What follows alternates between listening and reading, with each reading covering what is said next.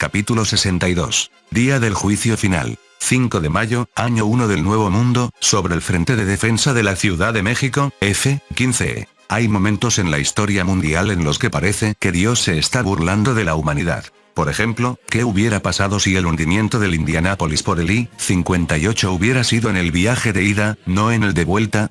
Aunque, el resultado probablemente habría sido el mismo. Hiroshima y Nagasaki podrían haberse salvado, pero la batalla final en la patria y la participación soviética podrían haber dividido a Japón, o simplemente un retraso en el lanzamiento podría haber provocado un derramamiento de sangre aún mayor. Sin embargo, al pensar en la tragedia de Hiroshima y Nagasaki, es un ¿qué pasaría si de la historia que no se puede evitar considerar? ¿Qué hubiera pasado si Gran Bretaña y Francia hubieran sido más firmes con la Alemania nazi en el momento de la anexión de Checoslovaquia, o incluso con la cesión de los Sudetes?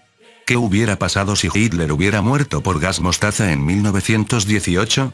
Si el incidente de Sarajevo no hubiera ocurrido, si los intereses de Manchuria se hubieran abierto a Estados Unidos después de la guerra ruso-japonesa, la lista es interminable. Y este momento también sería incluido en esa lista. Objetivo fijado, láser guía activado. Confirmado.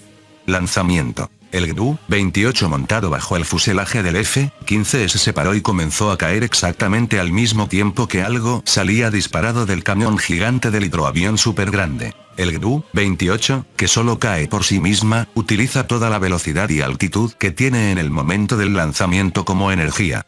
En otras palabras, esa energía es suficiente para penetrar un grueso hormigón reforzado. Sin embargo, dado que originalmente no estaba diseñada para ser utilizada contra objetivos en movimiento, su trayectoria era ligeramente inestable, lo que reducía la energía de penetración. Oye, dispararon algo. Awak Sigeleye, el hidroavión grande enemigo disparó algo. Alerta. El GRU-28, aunque no en el punto exacto al que apuntaba, penetró la barrera y hundió el hidroavión gigante. Pero al mismo tiempo, apareció un sol sobre la Ciudad de México. 6 de mayo, año 1 del Nuevo Mundo, ubicación desconocida en el espacio aéreo de Estados Unidos, E-4B. El avión que vuela en el día del juicio final, Doomsday, volaba sobre los Estados Unidos. Cuando esta aeronave lleva al presidente, como Air Force One, significa que Estados Unidos ha entrado en una guerra nuclear total. De los 4 existentes, uno servía como Air Force One con el presidente a bordo, otro lo seguía como reserva, uno estaba esperando en la base de la Fuerza Aérea Peterson para el vicepresidente en el Mando de Defensa Aeroespacial de América del Norte, NORAD, y el último esperaba en la base de la Fuerza Aérea Andrews para el secretario de Defensa en el Pentágono. La postura era, literalmente, de guerra nuclear. Señor presidente, la selección de objetivos y la potencia están completadas. Podemos proceder en cualquier momento. Delante del presidente, que estaba pensativo y con el sudor perlado en la frente, había un maletín negro. Pero no tenemos ninguna garantía de que el enemigo no contraataque, ¿verdad? Sin embargo, si no les hacemos saber que también la poseemos, es seguro que el enemigo la volverá a usar. Pero si saben que también la tenemos, se establecerá la destrucción mutua asegurada, MAD. A pesar de que no tenemos la certeza de poder penetrar la barrera de su capital, utilizaremos un ataque simultáneo con 3 ojivas de misiles tridentes LBM, seguido de otro ataque simultáneo con 3 ojivas con una diferencia de tiempo, además de la bomba nuclear B-83 con espoleta de retardo lanzada por el bombardero B-2.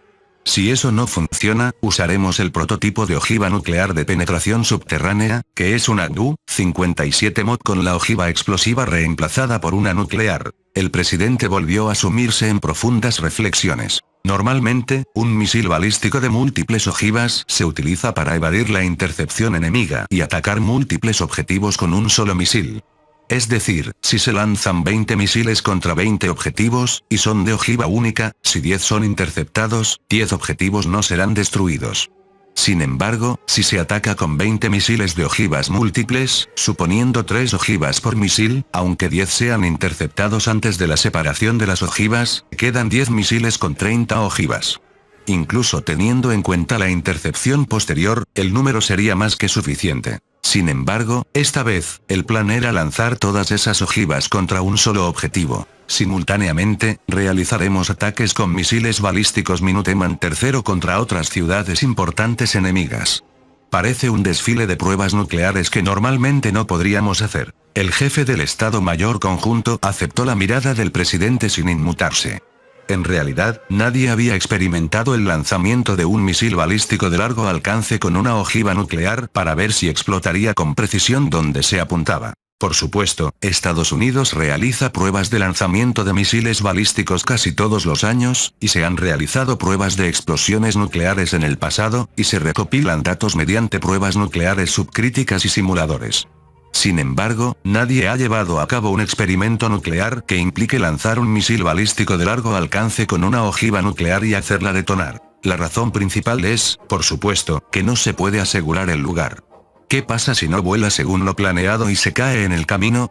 ¿Qué pasa si se desvía del punto de impacto establecido y explota fuera del área de prueba? Como no se podía decir que tales escenarios fueran imposibles, al final nadie pudo realizar el experimento. Señor presidente, ya se ha notificado a China y Rusia. Si no lo hacemos, ellos también nos tomarán a la ligera. El secretario de Estado instó enérgicamente al presidente. Señor presidente, para ser realistas, nuestras fuerzas terrestres han colapsado efectivamente en la Ciudad de México. Solo nos quedan las fuerzas nucleares y aéreas. Se estimó que la bomba nuclear utilizada por el enemigo en la Ciudad de México era de 100 megatones. La mayor explosión nuclear experimentada por la humanidad fue la llamada bomba del Zar de 50 megatones, realizada por la Unión Soviética en 1961. Por cierto, la potencia máxima de la bomba del Zar era de 100 megatones, pero incluso la URSS tuvo que limitar la potencia a la mitad porque no podía asegurar el lugar para el experimento. No quería pasar a la historia como el presidente que hizo esto. Diciendo esto, el presidente sacó de su bolsillo la caja que contenía la tarjeta con sus códigos personales. 6 de mayo, año 1 del Nuevo Mundo, Catedral de San Tasman, capital del credo del Sacro Imperio de Tasman. El milagro de Dios debe haber borrado la fuerza de resistencia del enemigo sin dejar rastro, dijo el Papa, de muy buen humor, mientras caminaba por el pasillo que daba al jardín inmaculadamente cuidado. Sí, hemos recibido informes de que nuestras fuerzas han reanudado el avance. Eso es lo que sucede cuando esos bárbaros se atreven a oponerse a nosotros. El Papa, riendo a carcajadas, salió al jardín acompañado por el cardenal. Con este logro, haré que la santa doncella regrese a la capital del credo. Tú te encargarás de su puesto. Esas ideas en su cabeza son valiosas. Piensa en un lugar donde pueda ser utilizada de manera efectiva. Sí, estoy considerando un puesto cercano a su santidad, puramente decorativo y sin poder real, el más adecuado. Murmuró el Papa con satisfacción, mientras contemplaba el jardín donde las flores nunca se marchitaban gracias al poder de la magia. Al detener el avance del tiempo de las flores con magia, se mantenían en plena floración.